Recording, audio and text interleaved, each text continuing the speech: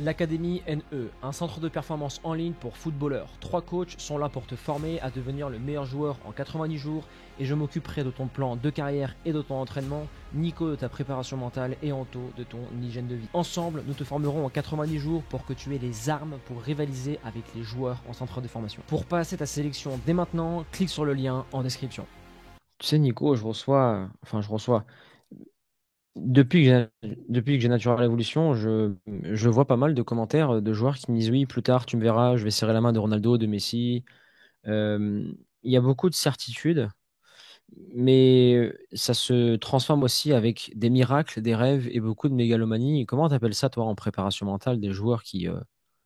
Tu sais, Protection de l'ego. j'avais j'avais un joueur, je parlais avec lui, et il me disait, Salut Antoine, moi j'ai 24 ans et dans 2 ans je serai pro. Je fais, ouais, Hmm. ok. Il me fait, par conséquent, pourrais-tu me trouver un club professionnel en Angleterre? Il m'avait demandé en Angleterre. Et Ouais, je j'en lui ai aussi dis, des gars comme ça. je fais, oh, carrément, tu vas aller où en Angleterre? Ouais, je voudrais aller à l'Arsenal. Ok, ça marche. Alors, pour aller à l'Arsenal, faut que tu aies plus de 100 matchs de Ligue 1, que tu aies tel et tel prérequis. Est-ce que tu es joueur de Ligue 1 aujourd'hui? Non. Ah. Euh, Tu voulais faire comment? Comment tu voulais t'y prendre? Bah, tu m'envoies là-bas et t'inquiète, je gère. Et je ne crois pas qu'ils soient dans le miracle. Je pense qu'ils ont une réalité. Ils se sont construits leur propre réalité. Tu sais, ils Ouais. se disent le ciel est jaune et ils y croient vraiment. Hmm, En plus, hmm, ça, hmm. ça me fait penser à, ça me fait penser à, tu sais, ces gens qui croient à leur propre réalité jusqu'au moment où, bah non, c'est fini tout ça. C'est terminé. Ouais, non, c'est clair. J'en ai aussi des gars comme ça qui m'envoient des messages genre, sur Insta, par exemple, pour me demander si je peux les aider à trouver un club. Déjà, il faut bien se rendre compte que ni toi ni moi, nous sommes agents. Agents, c'est un vrai métier. Et les agents travaillent avec des joueurs, on va dire, professionnel. C'est voilà, c'est le prérequis. Après, si tu es un joueur jeune dans un centre de formation, tu peux avoir un agent, etc. Mais c'est dans un cursus professionnel. En fait, c'est pas tout le monde qui peut avoir un vrai agent. Des fois, il y a des gens qui gravitent autour, ils se disent agents, c'est pas des agents. C'est des gens qui ont des contacts, mais qui n'ont pas du Alors, tout de joueurs à gérer. Voilà. c'est, Et nous, on peut avoir. Enfin, moi, non, mais toi, peut-être que toi, tu as des connaissances, on va dire, des contacts, etc. Mais on n'est pas agent. Donc, ça sert à rien, les gars, de nous demander si on peut vous envoyer dans tel ou tel club. il y a des, faut comprendre qu'il y a toujours la maison mère. En business, on appelle ça une holding. Donc, c'est une holding qui possède plusieurs boîtes. Mhm. Euh, et il y a souvent des gros agents et qui ont plein de petits agents. Ouais. Et ils vont dire, OK, voilà, moi, j'ai pas le temps d'aller au bord des terrains, j'ai pas le temps d'aller de partout. Par contre, moi, ce que j'ai, c'est que j'ai le numéro du président de l'OM, j'ai le numéro du président du PSG, j'ai le numéro de tous les différents clubs en Europe. Et comment fonctionnent les petits agents qui se lancent, qui viennent d'avoir leur licence FFF? Ils trouvent des bons joueurs, ils trouvent des pépites, et ces agents-là sont bloqués pour démarcher les clubs pro. Donc, ils passent par l'agent, la maison mère, la holding, et après, ils se divisent les pourcentages en signant des contrats. Comment ils appellent ça? Euh, Des mandats. des mandats. Mhm. Exactement. Mais Et je suis pas l'avantage, sûr, tu vois, que des contrats, des agents sous licence FFF, je suis pas sûr qu'il y en ait beaucoup en vrai, hein. Je pense que c'est plein de gens qui n'ont des pas de agents. licence, rien. Ouais, et qui soient, Alors, tu sais. moi, de ce que je te parle, Nico, je travaille avec plusieurs agents qui sont tous, si l'agent n'a pas une licence FFF, Ouais, ouais. par rapport à mon image, je ne bosse pas avec lui. Mais je pense que c'est Non c'est- pas c'est un parce qu'ils sont faible incompétents. pourcentage. C'est un C'est faible oui, pourcentage de tous ceux qui se disent agents. C'est bien sûr. vraiment un faible pourcentage qui ont vraiment une licence derrière. Ouais, vous leur demandez leur carte pro et c'est réglé. Et justement, cet agent-là, il envoie des mandats, après il s'arrange. Et tu sais pourquoi les agents préfèrent travailler à l'étranger? Non, là, non, j'ai pas. Parce qu'il y a des plafonds de mandats en France qu'il n'y a pas à l'étranger en termes de Ah, commission pour l'agent. ouais, Et, ouais, ouais. et les agents qui peuvent bosser avec vous, il y en a qui travaillent avec la R1, des très bons profils en R1. Et sinon, c'est à partir de la N3 que ça se fait. En général, un agent Ouais, va aller chercher des joueurs en dessous de 22 ans qui jouent en N3 et qui ont un très bon potentiel, qui sont à leur deuxième ou troisième saison en N3 ou peut-être qui sont en train d'exploser. Ils les prennent et ils les placent dans des clubs de N2 ou N1. Et pourquoi ces agents font ça? Parce qu'ils n'ont pas. Un agent doit avoir sa carte de visite. Sa carte de visite, c'est j'ai fait percer un, deux, trois joueurs. J'ai des contacts, je me suis fait, voilà, je me suis fait mon réseau, j'ai bossé pour ça. Et c'est là où il faut absolument trouver un jeune agent. Si on parle des agents aujourd'hui, on trouve un jeune agent ou un agent qui commence dès le début parce qu'il va devoir taper plus bas. comprends, les agents numéro un, eux, ils ne cherchent même plus. C'est les joueurs qui viennent à eux quasiment. Ils ont déjà Mm. tout le réseau. Et donc, comprenez une chose, c'est que c'est comme quand on va postuler dans une entreprise ou comme si, tu sais, il y avait j'ai fait un recrutement à l'époque pour avoir un coach dans l'académie. C'est un peu de sérieux, tu vois. Faut être du football, faut avoir coaché, il faut avoir un retour. Toi, Nico, tu es en train de recruter dans Mortal Changer une personne qui pourra t'aider dans le côté commercial. Si la Mm. personne elle sort de je sais pas où et qu'elle sait pas s'exprimer par écrit, jamais de la vie on va l'embaucher, tu vois. Donc Ouais. c'est pareil pour S'il le n'a pas une football. sensibilité pour le sport, c'est mort aussi. Enfin, il faut quand même être un tout petit peu sensible à son environnement, quoi, au Et je minimum. voulais voir ça avec toi. Tu me parlais de protection de l'ego, mais il n'y a pas autre chose qui se cache derrière. Il n'y a pas de la mégalomanie. Tu sais, il y a des gens, ils te disent, ah, tu me négliges, mais quand je serai pro à la télé, que je vais serrer la main, que j'aurai le ballon d'or, alors que le type a plus de 20 ans et qui joue en district. Là, c'est de la Ouais, ouais. dichotomie. Je pense C'est pour... que je pense qu'on est vraiment à une ère où plus que jamais les jeunes, ça c'est, je vais faire l'ancien, je vais faire le boomer, mais les jeunes là, c'est vraiment le diktat des réseaux sociaux. Ça veut dire vraiment ce qui a le plus de valeur, c'est le paraître. C'est-à-dire ce qui attire un joueur jeune. Pour beaucoup, il y en a, c'est des vrais objectifs sportifs, et il y en a, c'est les conséquences de ce que ça va créer la dans ma vie du vie si jamais football. je deviens, voilà. Et en fait, je pense qu'il y a des gens qui mélangent tout aussi. Il y a, tu sais, dans les success stories, il y a toujours, j'ai toujours cru en moi, nanani nanana. Mais j'ai toujours cru en moi. Par exemple, si un joueur de 19 NAS, il se dit, j'ai toujours cru en moi, il peut vraiment devenir pro. Maintenant, si tu es en U19, en U18, D1, tu peux croire en toi, il te manque quand même des choses. Tu vois, il y a un stade où c'est pas que le mental. Il y a un stade où c'est pas que le physique, c'est un tout. Et en fait, oui, moi, j'appelle ça de la protection de l'ego, mais après, tu dis mégalomanie, etc. Oui, en fait, c'est des gens qui ont un rêve, qui commencent à accumuler une certaine frustration parce qu'ils commencent à voir en fait. Et en fait, plus ils commencent à se rendre compte qu'ils s'éloignent, bah, qu'ils sont loin en fait de leur objectif, et plus en fait ils vont surenchérir en disant ouais, mais ouais, pour à un moment donné finir entre guillemets brisé parce que en fait le rêve n'était pas suivi de faits, n'était pas suivi de réalité. Et les gens qui vous racontent des success stories en disant oui, mais moi j'ai toujours cru en moi, tous ces trucs de développement personnel, c'est très très bien. Mais il n'y a pas eu que ça. On parle de gens qui, à un moment donné, ont mis des pieds dans des réseaux. Tu vois, par exemple, c'est comme Ribéry. Ribéry, on se dit, ouais, lui, mais t'as vu, il vient un peu de nulle part. Ouais, il vient de nulle part, mais il avait joué quand même, il avait gravité un petit peu dans le monde pro, dans Bien des clubs, sûr. etc.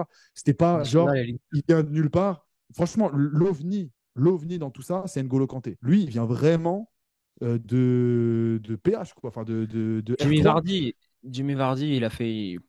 C'était difficile aussi.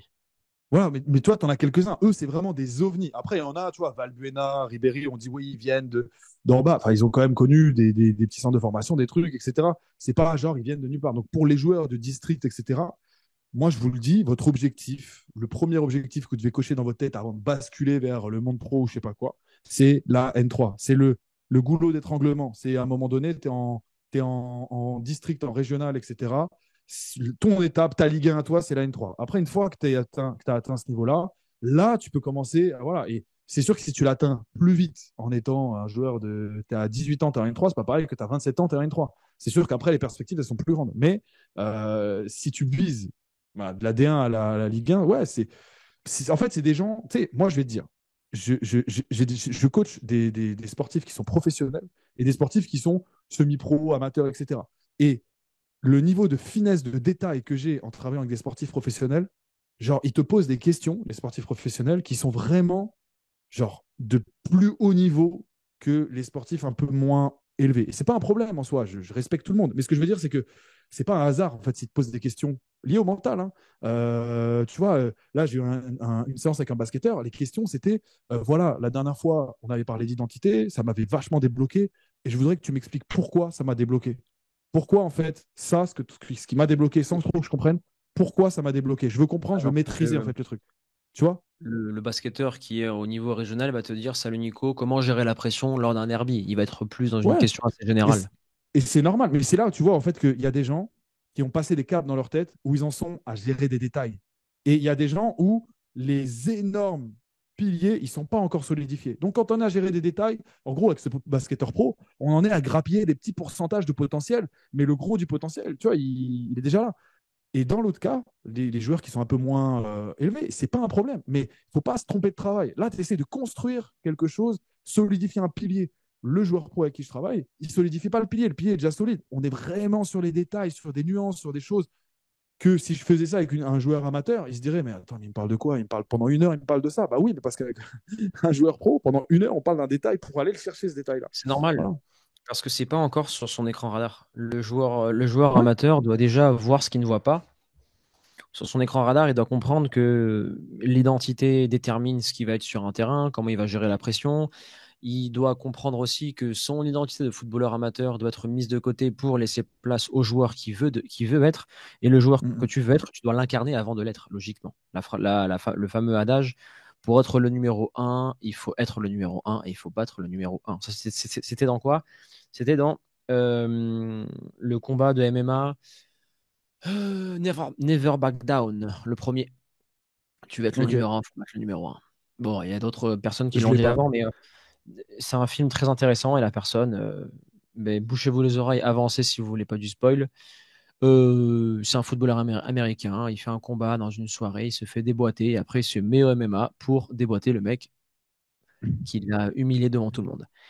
Et, Ça peut et- et mener il loin, réussit. l'ego quand même, hein. Ça peut mener loin, hein. Natural Mec. Evolution a été créé. Ah ouais, Une bah tu phrase, m'avais dit. ouais, ouais, une phrase qu'on m'avait dit au TFC, j'ai dit, ah d'accord, bah tu verras que je vais réussir.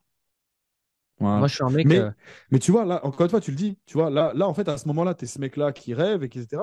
Mais derrière, entre le moment où tu as commencé et le moment où tu as réussi, il s'est passé combien d'années? Tu sais, il s'est passé combien de temps pour que tu ailles choper ces détails? Et là, aujourd'hui, on peut dire, entre guillemets, ouais, j'ai réussi. Après, tout le monde pourra dire, ah, t'as réussi, mais moi, j'ai fait plus. Ok, bah, tu vois. Mais à ton échelle, le jeune Antoine, bah, par rapport à aujourd'hui, le chemin, il est énorme, stratosphérique. Mais entre-temps, il y a eu énormément de travail, énormément de déblocage. Si tu parlais au jeune Antoine, je pense qu'il ne te comprendrait même pas. Tu lui dirais, ouais, tu vois, dans ton business, il faudrait que tu fasses ça, ça, ça. Il se dirait, mais de quoi il parle, lui? Tu lui Je suis raconterais des d'accord avec toi. détails, il serait là en mode, waouh. Mais il y a un point qui a toujours été présent, c'est que, et ça, c'est ce qui manque parfois, c'est pourquoi je dis persévérance et motivation, on avance ensemble. Parce que persévérance et motivation sont deux choses qui doivent avancer ensemble chaque jour. Mm, Je persévère vers mon objectif et mon objectif crée une motivation qui ne sera pas tous les jours là. Mais le but de l'objectif, c'est de créer quelque chose. Après, la motivation est temporaire, la discipline, c'est quelque chose qui est quotidien. Mais je l'ai jamais perdu de vue l'objectif et je ne perds jamais de vue l'objectif. C'est dur, mais on y va, c'est de la résilience. Et quand exactement. tu dis à quelqu'un que tu vas devenir, tu sais, moi, depuis le CE2, hein, depuis le CE1, je disais aux gens que j'allais devenir footballeur professionnel. Mm. Ça ne l'a pas fait, mais j'ai touché mon rêve du doigt. J'avais un pied dedans. Maintenant, j'accompagne les joueurs à le devenir. Mais dans le fond, c'est je dis quelque chose, je le fais. C'est un peu l'une des valeurs fondamentales d'un homme pour être crédible aux yeux de sa propre personne et aux yeux de sa famille. Je dis, je Ouais. fais. Je dis, je fais ça, je le fais. Et si ça passe pas, ben, on assume les conséquences et on continue. C'est tout. Ouais, non, c'est Mais clair, c'est clair. Mais tu vois, toi, la différence entre toi et les joueurs dont tu parles, c'est que toi, tu étais maître à 100% de ton destin. Les joueurs dont on parle, ils sont maîtres peut-être à 30-40% de leur destin. Et encore. Et ces 30-40%, s'ils ne sont pas verrouillés, déjà, c'est mort. C'est-à-dire si tu les as pas checkés avec le travail quotidien, physique, mental, tactique, tout ça, si tu n'as pas fait ce travail-là, déjà, les 40%, ils sont même pas. Et après, il y a une part de contact, de réseau, de rencontre j'ai avec ton destin, tu vois. Et là, on est sur une dimension où ces mecs-là, ils n'ont pas leur destin entre les mains à 100%. Toi, tu l'avais à 100% parce que c'est du business. Donc, en vrai, business, l'argent n'a pas d'odeur, hein. C'est-à-dire que tu es bon, tu es borgne, tout ce que tu veux, bossu, tout mais ça. il a Si tu es fallu, il a dû intelligent, faire. boum, tu réussis. Tu vois, les femmes, les hommes, tout ça, là, on dit le féminisme, etc. Le féminisme n'existe pas dans le business. Tu vois, il y a vraiment ce côté, si tu es bonne et Ouais. des meufs, si tu es doué en business, tu Il y vas a, faire, tu vas faire de l'argent. Si tu n'es pas il y a doué, une phrase tu peux être un homme ou d'Mbappé une qui femme. dit la phrase d'Mbappé, tu joues, t'es bon, tu joues pas, tu te mets sur le banc et tu te tais. Mais c'est ça qui est Non, mais très voilà. intéressant. Et, et toi, tu avais ton destin entre les mains. Eux ne l'ont pas à 100% parce que c'est du football. À un moment donné, c'est aussi un club, il doit te signer un contrat. Toi, si tu vas aller chercher, entre guillemets, la réussite avec Natural Evolution, tu sais qu'avec la résilience, tu pourras y arriver. Ça sera dur, mais tu pourras y arriver. Eux, ils pourront arriver à atteindre des résultats, mais à un moment donné, il faudra que s'il y ait la rencontre avec un agent, la rencontre avec un club, voilà. Enfin, il y a une part qui leur revient, une part de maîtrise, une part. Bah, c'est pas que toi aussi. Il y a un moment donné où il faut avoir aussi un peu de réussite. Mais si tu la provoques pas, cette réussite, c'est déjà mort. C'est déjà mort. Tu as ouvert une brèche. J'avais écrit un mail il y a 3 jours là-dessus ou 4. Percer au foot n'est pas juste. C'est-à-dire que il y a des Mm. joueurs, combien de joueurs vont travailler des heures et des heures, et celui qui va bosser un peu moins, qui est un peu plus un branleur, va réussir. Je m'en Ouais. souviens toujours, je le répète, et Zindine Machache, qui frappe le directeur du centre des formations, et que le lendemain, il signe à Naples. Alors que dans 1000% des cas, tu signes jamais à Naples quand ça t'arrive. Tu te fais virer, tu te fais sucrer le contrat. J'ai vu des gens au TFC qui maintenant sont pros ont fait des choses qui leur ont été octroyées parce qu'ils étaient très bons, parce que le Mm. statut a joué. D'autres qui n'avaient pas ce statut, qui bossaient beaucoup, et à la moindre petite erreur, ils ont été, chut, on leur a coupé l'arbre sous le pied. La vie n'est pas juste. Déjà, qui a dit qu'elle devait être juste, la vie? C'est ça qu'il faut réussir à accepter cette part d'injustice. Tu peux, tu sais, il y a des joueurs, et moi je fais partie de ces joueurs-là. J'ai foiré 3 tests en club pro, Nantes, Rennes, Auxerre. Et d'ailleurs, j'ai retrouvé les photos.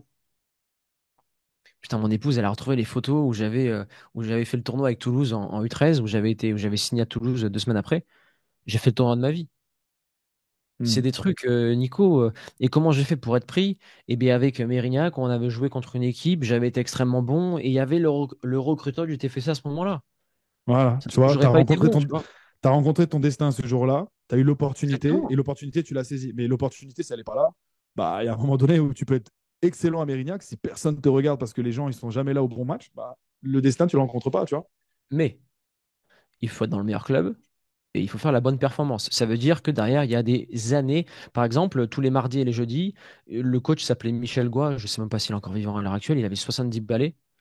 Il avait une hanche, une prothèse de hanche. On faisait des spé. Tous les mardis et les jeudis, au spécifique gardien, j'en faisais plus que les autres. Et Mon père, moi, Mérignac, est-ce que c'était un club qui te mettait dans une posture d'être vu? bien sûr, c'est le numéro un, Voilà. Mérignac. Ils ont U17 NAS, U19 NAS. C'est le meilleur club formateur en Aquitaine, hors les Girondins de Bordeaux. C'est le numéro un. Et moi, j'avais Voilà. choisi ce club pertinemment par rapport à ça. Parce que je savais que Voilà. c'était le club qui allait m'exposer à. Et on était dans une génération extraordinaire. Tous les anciens des Girondins étaient allés là-bas, égaux. Et après, au moment où j'ai signé au TFC, il y avait les Girondins aussi qui sont revenus à la charge, mais c'était fini. Tu vois, j'avais choisi Toulouse. Mais à un Mm. moment donné, après, quand tu es vraiment un bon joueur dans ta région et que tu as la bonne visibilité, ça se sait au bout d'un moment. Ouais. Bah, surtout C'est si là tu que tu dans un parles club des qui niveaux est, jeunes. surtout si t'es dans un club qui a la visibilité. Tu Exact. vois? Mais il y, a il y avait un mec, un pote à moi, d'ailleurs, je l'ai recroisé chez le coiffeur, qui était au Pôle Espoir avec moi. Paul Espoir avec moi, le mec, il est au centre de formation des Girondins, tout se passe bien. Après, il n'est pas gardé, mais à l'âge de 18 ans, il joue déjà avec une N3, il plante que des buts en pointe, magnifique. Il part à Caen. À Caen, je vois qu'il fait la reprise avec les pros en match de préparation, il met une reprise de volée, tout se passe bien. À Caen, je sais pas ce qui se passe, je crois qu'il fait le branleur, il n'est pas gardé. Et avant qu'il parte à Caen, il avait mis un triplé contre nous en E17 NAS. Antoine, qu'est-ce que tu penses de ce joueur, vu que tu le connais et c'est un pote à toi? Je le vends, tu sais, je le vends, ouais, il est super bon et tout. Moi, je sais ce que c'est un contrat en centre des formations. Ça vaut le coup. Première anecdote. Ouais, vends-le. Et en fait, le match d'après, il insulte l'arbitre. Ouais, mais au fait, ton pote, il a insulté l'arbitre, je le prendrai pas à mauvais état d'esprit. Deuxième chose, quand je me fais virer du pôle espoir, parce que j'étais un branleur, il me fait, tu vois, ton pote, lui là, regarde son contrat aspirant. Il me le montre, il met son blaze et tout. Pfft, il devait signer 3 ans aspirant, il signera pas. Parce qu'il a été viré du pôle espoir. Et en vrai, quand on regarde bien pourquoi on a été viré, dans le fond, c'est des branleurs de 13-14 ans. On sait très bien qu'on est en pleine transition d'identité. Mais bon, tu vois, c'est des micro-détails. Et lui, ça s'est joué à Mm. ça. Et moi, j'avais eu la chance d'avoir signé avant. Et ouais, les détails, tu vois, les détails. Mais ça, c'est. On est conscient des détails que quand on est sur le chemin. Il n'y a pas de détails. Et les joueurs qui sont là, ceux que tu as cités au début du podcast, genre en mode, vas-y, je suis en district, envoie-moi à Arsenal, je sais pas quoi. C'est des mecs, ils sont pas réellement sur le chemin, donc en fait, ils n'ont pas conscience des détails. Donc eux, ils ont tendance à voir ça comme comme un gros bloc, et ils se disent, bah, c'est bon, c'est qu'un gros bloc. Mais non, en fait, le bloc, c'est plein de fines couches de petits détails que tu interposes tous les jours à l'entraînement, nanani, nanana. Et toi, tu vois le bloc en disant, c'est facile. Mais moi aussi, hein, combien de fois je me suis dit, quand j'étais plus jeune, tu regardes un match de Ligue 1, tu te dis, franchement, ça a l'air facile, tu vois, ils te mettent pas trop de pression, Non. tu vois, etc. Tu vois, genre bêtement. Mais en fait, si tu te retrouves sur un terrain de Ligue 1, frère, tu vas te dire, mais c'est 2000, mais les mecs, ils sont là, c'est ta, ta, ta. Je pense que tu n'as pas conscience Un, de comment les gens, ils sont forts. Tu vois, un c'est. Après, individu moyen, Un individu moyen tient 6 minutes en première ligue, Nico. Voilà, là je parle, t'as pas conscience de combien ils sont forts pour des lambda, des mecs qui sont dans ce milieu-là. Ils se disent, bon, Même, bah, tranquille, même de genre la c'est faisable. N2, quand tu vois de la Coupe de France, même face à des équipes bis, on voit qu'en fin de match, ça craque toujours. Ouais. Et c'est. En fait, tu ne vois pas quand tu es pas sur le chemin les couches de détails. Tu les apprends au fur et à mesure. Et nous deux, bah, on développe des activités professionnelles où on est vraiment en indépendant. Et tu vois bien que sur le chemin, il y a des détails que tu soupçonnais pas au départ quand tu te lances et que tu découvres après. Et pareil dans le monde du foot, pareil dans le monde du basket, etc. Les détails, tu les découvres sur le bord du chemin, enfin, en étant sur le chemin. Et donc, du coup, quand tu n'es pas sur le chemin, ça s'entend, on te reconnaît parce que on sent que tu ne parles pas le même langage que quelqu'un qui est sur le chemin. Que quelqu'un qui est sur le chemin, Puis, lui, il te raconte des choses qui sont cohérentes. tu vois, on parlait de Baïsangour contre Doumbé, Ouais. qui a fait la toile pendant un mois avec bref, toute la promotion. Et on voit que Baïsangour a dit qu'il allait gagner ce combat. Il a dit toutes ces choses-là et on a vu qu'il a réussi à gérer toute cette pression à l'âge de 22 ans parce que il a déjà fait le chemin avant. Avant, ce joueur-là, cet athlète-là, il a dit je veux être le numéro un à l'UFC, mais avant, il fait des choses crédibles qui l'emmènent vers ce résultat-là. C'est une Mm. personne, bon, vu que c'est devenu assez mainstream, personne ne sait qui c'est ce mec-là, sauf les puristes. Moi, par exemple, je le connais depuis ses premiers combats au 100% Fight et à l'ARES. Quand tu regardes ça, tu sais, on est sur toutes les réussites. C'est ancrage familial très fort, Mm. connexion à l'objectif, et il sait que dans une cage, ils sont deux et pas 20 000. C'est les trois choses sur lesquelles il s'est appuyé pour le combat, les ancrages mentaux. Et ensuite, quand tu sais ça, tu déroules ton jeu dans la cage et c'est réglé. Et d'ailleurs, Tu sais, je l'ai vu. c'est quoi ton analyse, toi, Doumbé Baki, toi qui est vraiment, du coup, un peu Ouais. passionné, j'ai découvert ça. Qu'est-ce qui s'est passé, Doumbé? Est-ce qu'il a fui? Est-ce que vraiment c'était réel, son histoire de... Parce que moi, j'ai la sensation que c'était plus une fuite sur le moment. Après, est-ce que c'est vraiment une grosse erreur d'arbitrage et lui, il Alors, avait vraiment envie de continuer? plusieurs Mais moi, choses. pour moi, t'as une épine dans le pied. Gros, tu es en train de te manger des mandales dans la tête. Je pense que mentalement, tu étais prêt à endurer la douleur d'une épine dans le pied. Donc, qu'est-ce qui s'est passé, tu vois, pour que cette douleur elle prenne autant de place dans son combat, tu vois? Les combattants continuent à combattre s'ils ont une main brisée ou une arcade ouverte, etc., parce que le coup est provoqué par l'adversaire. L'épine, c'est quelque chose qui est externe. Donc ça relève de l'organisation. Maintenant, les règles sont les suivantes. Tu ne veux plus combattre, c'est vu comme un abandon, on arrête. Parce que tu ne peux pas, durant un combat, ah, t'as une épine dans le pied, ben assis-toi. On va enlever l'épine parce que l'arbitre estime qu'il y a un momentum dans un combat. Et si j'enlève ce momentum de cardio, de fatigue, de pression, Mhm. je désavantage, pour le coup, c'était Baïsangour. Après, mon avis ne compte pas vu que je suis personne dans les MMA. Par contre, si on regarde des John McCarthy, c'est ancien arbitre de l'UFC. Monsieur Godard, c'est le numéro. Avec Irb Dirn, je ne me rappelle plus comment il s'appelle, le Renoir qui a les tresses. C'est le top 3 meilleur arbitre du monde. C'est comme si je te disais Colina à l'époque, là, le chauve Mhm. italien, quand il prend une décision, qu'elle est controversée et que tout le corps arbitral, tous les meilleurs arbitres du monde disent il a raison. Au bout d'un moment, c'est qu'il a raison. Après, il faut comprendre une chose, c'est que euh, là, s'il n'y a pas un gros billet de proposer, jamais il doit prendre la revanche. Dans la mesure où bon, il a pris la hype, il faut aller de l'avant. Et son manager, Fernand Lopez, fera le nécessaire. Mhm. Ok, Voilà. parce que moi, c'est vrai que j'ai pas su analyser le pourquoi du comment. Moi, j'ai vu Mais ça d'un œil comme une fuite extérieur, un si peu. je n'avais pas connu les MMA, frérot, t'as une écharpe continue. Il te reste 3 minutes, t'as l'adrénaline. Ah oui. On y va. Je sais pas, pour le coup, au foot, on dit ouais, simulation, nanana, nanana. Mais au foot, Il y a eu, tu te prends des impacts, tu joues, hein, t'es pas là en train de dire attends, j'ai un peu mal, t'as vu? Non. il y a un exemple, c'est Gilbert Burns qui a perdu par KO ce week-end et il a affronté un mec. Le mec a gagné face à lui. Il avait l'avant-bras, l'humérus pété, mais pété en deux, dès le premier round. Mais il a gagné le troisième round. C'est pour te dire des choses qui sont réelles. Euh, Il y a plein d'exemples dans le sport où des athlètes sont cassés en deux et ils continuent le combat. Parce que on a parlé, on va jusqu'au bout. Bah ouais, non, mais pour moi, j'ai l'exemple de, je sais plus, je crois que c'était Zizou qui s'était démis l'épaule à un match, et il a joué, il a continué, on lui a remis, il a rejoué, tu vois, il était là en mode. Ouais, il y a Iker Casillas qui avait le doigt fracturé et qui avait fait un gant, qui avait fait un gant comme ça, à trois doigts, Ouais. pour serrer les deux doigts. Voilà, c'est son choix, il assume maintenant. Il n'a pas rempli la part du contrat qu'il avait dit aux gens et C'est tout. Il a pris son Ah, argent c'est. et voilà. Ouais. Depuis que, tu sais, quand tu mets beaucoup de hype sur un événement sportif, tennis, tout ce que tu veux, Formule 1, basket, etc. Moi, j'ai appris une chose, ne jamais être hypé comme un fanatique, parce que dans la plupart des cas, tu es déçu. C'est très rare. Tu sais, c'est un peu comme les meilleures soirées de ta vie ou les meilleures sorties entre potes. C'est les trucs faits à l'arrache, à Ouais, l'imprévu. ouais. C'est exactement comme ça. Moi, je me pose devant des matchs. Putain, ce match-là était incroyable. C'est comme euh, City-Liverpool. J'étais là dans le salon. Je me dis, vas-y, je vais me regarder ce match-là. J'ai adoré. C'était un putain de gros match, tu vois.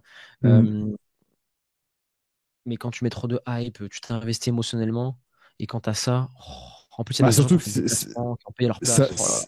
ça te montre l'exercice mental que c'est d'assumer la pression que tu as créée. Ça te montre à quel point des mecs comme Zlatan, Cristiano Ronaldo, Mbappé, c'est fort aussi, tu vois, Ils sur sont le trop lit, se bien. pose aux fautes. Parce que eux, ils parlent, derrière, tu vois, t'es pas content de tripler. Mbappé, combien de fois il l'a fait, tu vois, genre, les mecs, il était dans le dur et le match d'après, il met pas forcément triplé, mais doublé, tout ça. C'est des vrais perfs. Zlatan, c'était pareil. Giroud, tous ces mecs-là, Cristiano Ronaldo, les mecs, quand ils parlent, derrière, il se passe des choses. Tu vois, c'est pour ça que ça te montre que la force mentale qu'il faut. Benzema aussi, il est un peu dans cette team-là. Enfin, il parle pas, mais tu sens que dès qu'il y a une petite pression, il désamorce ça par une paire derrière. C'est non, non, Surtout c'est que pour moi, c'est une revanche qui gagnera dans la mesure où l'avantage de Doumbé, c'était une pression médiatique et une pression sur l'instant T. Maintenant, quand tu as déjà vécu cette pression-là, que tu as dominé ton adversaire, que tu as réussi à faire ce que personne n'a réussi à faire, que tu as contré les pronostics, tu te dis, OK, la pression, ça, c'est un avantage qu'il n'aura pas lors du prochain combat. Et dans la cage, il sait que je suis meilleur en tel et tel domaine. Il sait que j'ai respecté sa boxe et que j'ai réussi à installer mon jeu dans le rang numéro un. Je sais les erreurs que j'ai faites. J'ai pu jauger un peu comment. Parce qu'il faut savoir que Doumbé, c'est un striker d'élite. C'est des mecs, quand ils boxent, ils ont une garde basse et la tête, c'est un peu comme McGregor, la tête est vers l'avant. Tu crois à une fausse distance et quand tu veux aller chercher le crochet, c'est soit mouvement de tête sur le côté et il vient chercher avec le cross, ou soit il fait retrait du buste et il vient te finir. Donc hmm. c'est un profil très Ouais, en compliqué. fait, il te laisse des opportunités pour que pour que tu baisses ta garde, quoi. Ouais, et pourquoi le round numéro 2 il a gagné? Parce qu'il a trouvé sa distance dans le round numéro un. Hmm. Voilà. Et après, le 3 ben, abandon. Mais, enfin, c'est considéré comme un TKO, la décision qu'il a perdue. Euh, Est-ce que tu as autre chose à rajouter, Nico, par rapport à tout ce qu'on a vu depuis le début? Parce que c'était. Est-ce qu'il y a des choses à rajouter? Je suis en train de réfléchir aux différents profils qu'on a pu voir passer, toi comme moi. Euh, Ouais, bah, les profils, c'est quoi? Ouais, en fait, moi, souvent, ce qui revient, c'est des gens qui ont des objectifs et qui se donnent pas les moyens réellement de les atteindre et qu'en fait l'objectif il reste que en termes de mots, il reste que des mots prononcés et souvent bah, c'est des gens effectivement qui si tu leur reparles dans 2-3 ans ils risquent d'être au même stade Tiens, ou d'avoir à peine progressé parce qu'en fait ils n'ont pas mis ce qu'il fallait quoi. quand tu as commencé ton activité de prépa mentale, tu avais un objectif en tête. Est-ce que tu savais ce qu'il t'attendait? Non, pas du tout. Moi, j'ai découvert. Enfin, en fait, j'avais un objectif. Ouais, je m'étais dit, ouais, tu vois, travailler avec Mbappé, tout ça. Tu vois, genre, voilà, les Ok. trucs, pas Mbappé lui, mais c'est vrai, avec les plus grands, tu vois. Et en fait, au final, quand tu es là, tu te dis, oui, bah, ça doit être cool de travailler avec les plus grands, c'est clair. Mais finalement, en fait, il y a énormément de sportifs, entre guillemets, dont, entre guillemets, t'as jamais entendu parler qui sont professionnels. Tu sais, il y en a plein en vrai, tu vois. Et qu'en vrai, c'est bonheur de travailler avec eux-mêmes des semi-pros, etc. Et en fait, bah, c'est sur le chemin, en fait, tu vois que c'est vraiment chaque sportif est un être humain qui est intéressant, comme tout être humain, dès lors qu'il est intéressé par le sujet. Donc, ouais, ouais, bah, j'avais un peu cette illusion de me dire, ça n'a de la valeur que si je travaille avec des grands. Genre que si je travaille avec. Et en fait, au fur et à mesure, je vois que mais ça a grave de valeur de travailler avec bah, des sportifs qui sont pas, enfin, qui sont au haut niveau, mais pas forcément connus, parce que bah, en fait, c'est des êtres humains en or et que derrière, tu es là, tu fais taffer des mecs et que tu prends beaucoup de plaisir en fait. Et en fait, voilà. Après, maintenant, moi, ce qui me vient, c'est ouais, bah, je sais pas ce que ça vaut, je sais même pas comment évaluer ça. C'est être le numéro un français préparation mentale, mais comment évaluer que tu es numéro un là? Donc ça sera très subjectif, Euh, tu vois. la référence, celui qui a le plus de joueurs, celui qui a fait percer le plus de joueurs. Ouais, ouais. Tu peux te mettre sur le numéro un en référence par rapport au nombre d'abonnés, au nombre de chiffres d'affaires que tu génères par an. Ouais, mais après, Euh, encore faut-il connaître ça pour tout le monde, tu vois. Il y a des informations qui sont pas accessibles. Donc, en vrai, c'est. avoir la sensation, maintenant, mon objectif, d'être quelqu'un d'influent sur le marché français, on va dire ça comme ça, et d'être quelqu'un Mhm. d'influent, quoi. Et voilà, c'est ma Coupe du Monde à moi, tu vois. Voilà. Tu commences quand les vidéos sur YouTube? Ah là, très bientôt, très bientôt, très bientôt.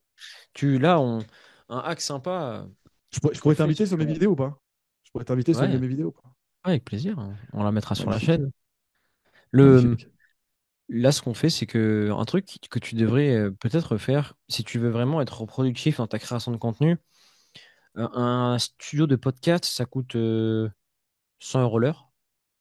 Mm, Donc, tu te prends 4 heures par mois et ça te fait des contenus podcast que tu découpes en plein de petites vidéos. Donc, ça te fait mm. Ouais. 2 heures de podcast, ça te fait 10 vidéos YouTube. Donc, tu as le podcast plus 10 vidéos YouTube de 10 minutes. Entre, tu sais, dans le podcast, les interactions et les vrais sujets de fond. Mm, mm. Plus là-dedans, dans 2 heures de podcast, tu as 50 reels. Donc, ça te fait, on va dire que 4 podcasts, ça te fait 2 mois de contenu. Ah non, ah, c'est solide. C'est un, Après, ça s'organise effectivement. Mais ouais, ouais, c'est un carrément. hack.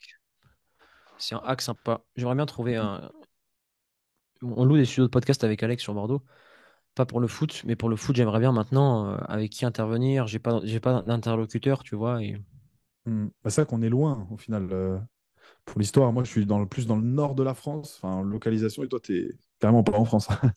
Donc, Mais je rentre sur Bordeaux, donc ouais, tu rentres ça souvent sur Bordeaux, ouais, carrément.